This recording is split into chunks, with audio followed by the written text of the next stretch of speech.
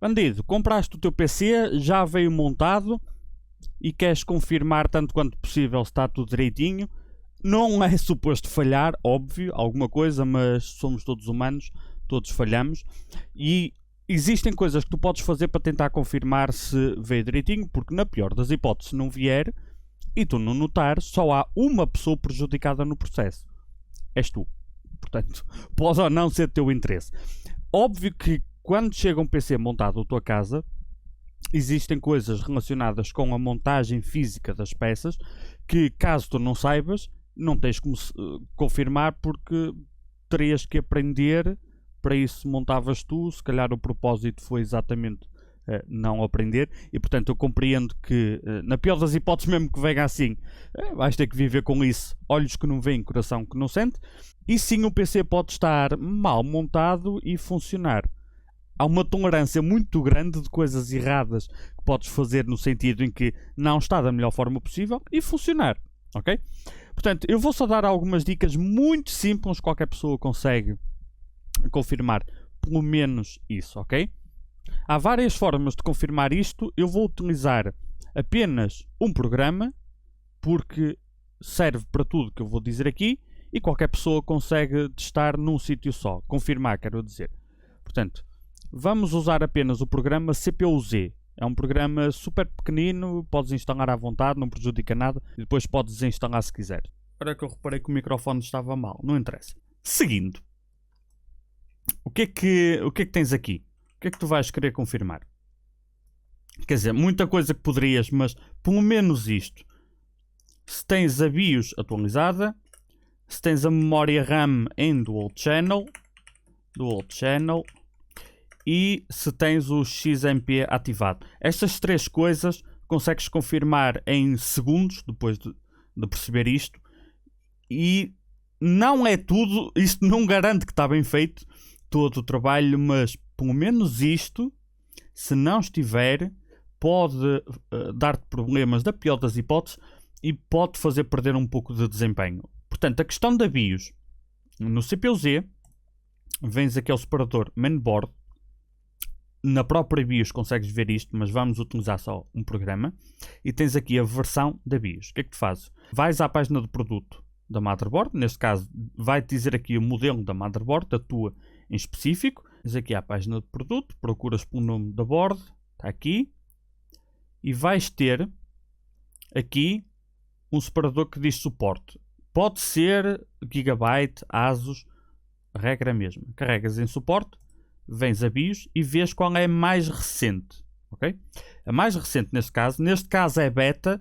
Às vezes pode ou não ser conveniente ter a BIOS beta, mas se não disser beta, convém ter a mais recente. Não quer dizer que vais ser prejudicado por não ter, mas às vezes és beneficiado por ter a mais recente. Portanto, tirando exceções, a regra é, por um simples não, instala-se a última. Em termos de problemas em não atualizar a BIOS, independentemente do desempenho, há duas formas de ver a coisa.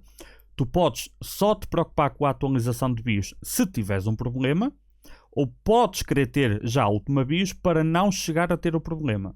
Tens aqui, versão da BIOS, não é intuitivo, por exemplo, neste caso, mas vês aqui em versão e ver o que é que bate certo com o quê. Por exemplo, diz aqui no CPU-Z 1.83 e tu tens aqui V, se calhar o V é de versão 1.83, não tem o ponto, mas tu já consegues ver. Esta aqui diz V17. Se esta estivesse aqui, seria a penúltima, não seria a última. Decide depois, se não estivesse, queres fazer o update de BIOS por ti. Eu tenho tutorial de como fazer update de BIOS da forma normal com pen USB e como fazer o update de BIOS, se a motherboard o permitir, por pen USB também, mas sem ter processador instalado, sem precisares de ligar sequer o PC. Tenho os dois métodos, mas não é esse o propósito. Depois da memória, como confirmar se tens o Dual Channel, tem que dizer aqui em Channel Dual. Se tu tiveres duas memórias, que para jogos é sempre o ideal, vamos carregar por exemplo nesta 2x8, como são dois pentes, ela pode funcionar em Dual Channel, tão simples quanto isto. E aqui tem que dizer dual. Se disser single, quer dizer que ela está fisicamente mal instalada na motherboard. Não está instalada nos slots corretos. Podes levar à loja para corrigirem, podes tu pôr no slot correto, vais ao manual e vês, ok, é neste e neste, eu vou tirar, vou pôr, cabe a ti depois decidir o que é melhor fazeres. E depois vê se tens o XMP ativado. É tão simples quanto, qual a frequência que diz que trabalha a memória? Está aqui, por exemplo, nesta, 3000 MHz, e depois tem aqui um CL16. Se vieres às especificações, todas as memórias vão ter isto. Na página do produto aqui na loja, nesta em específica, nem tem o resto dos timings, mas vamos pegar noutra qualquer. Tens aqui, por exemplo, olha aqui, estes timings, 18, 22, 22, 42, estás a ver? E tem aqui 3600. Isto só trabalha assim se for ativado XMP. Diz aqui também XMP, ok? Caso contrário, não vai trabalhar a esta frequência e estás a perder desempenho. Como é que tu confirmas isto aqui? É suposto, aqui no CPU-Z, sempre o mesmo programa, onde diz DRAM Frequency, teres um valor que corresponde a metade do que está aqui. Metade do que diz na memória. Portanto, metade de 3600 seria 1800. Portanto, é suposto dizer aqui 1800. Ou, por exemplo, como está aqui, esta memória está a trabalhar também a 3600 e diz 1799 a 1800. Okay? E depois vês os timings aqui em baixo. Estes timings aqui, se precisares de uma melhor confirmação ou uma confirmação mais completa, se eu tivesse esta memória que está aqui aberta no site da loja e estivesse ativado XMP, teria que dizer aqui 1800 e depois teria que dizer 18, 22, 22. Deverias encontrar aqui o 18, 22, o 22 e depois 42, onde nesta aqui diz 34, ok? Outra forma de confirmares é aqui, qual o XMP da memória, avisa aqui, slot 2. O slot 1 a 4 é tão simples quanto, estás a ver que tem 4 slots.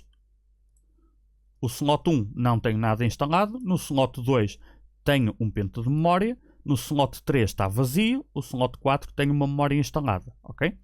E tu podes ver aqui pela memória, tenho o JDEC, que é um perfil básico de memória, e é a esta frequência que ela vai trabalhar caso a loja não te tenha ativado o XMP. Existem PCs pré-montados de algumas marcas que nem sequer dá para ativar. Mas isso vê o meu vídeo se quiseres, o problema dos PCs pré-montados.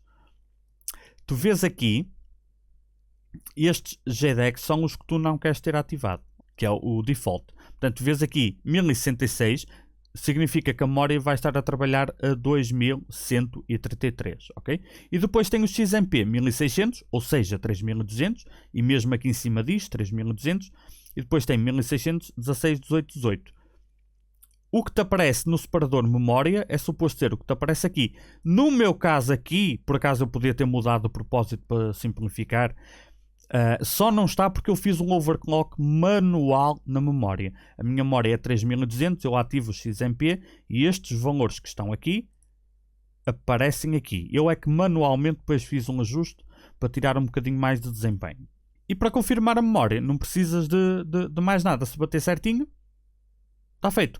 Se não estiver, significa que tu tens que entrar na BIOS e atualizar o XMP, que é um botão ou dois. Eu acho que tem tutorial disso. Aliás, já mostrei montes de vezes, misturado com tutoriais de overclock de memória. Onde é que isto pode ficar confuso? Nas situações onde, por cima disto, é pormenores de tu teres que saber exatamente quais as combinações que funcionam com quais, mas com isto eu dei-te as ferramentas para tu confirmar se a BIOS está atualizada, se a memória está em dual channel, e se o XMP está ativado para tirares o máximo de desempenho possível. Vai haver jogos que não vai fazer diferença quase nenhuma. Vai haver jogos onde a diferença é drástica. Depende do jogo, depende do processador, depende da memória e depende da placa gráfica. Mas se é feito para trabalhar assim, confirma que está a trabalhar como é suposto, porque o interesse é teu, o dinheiro foi teu, e se tu não vires, o único prejuízo é teu, ok? Bandidos, Links na descrição para a live stream, já sabem. É lá que ao vivo damos aí umas dicas e trocamos umas opiniões. E vemo-nos lá. Adiós.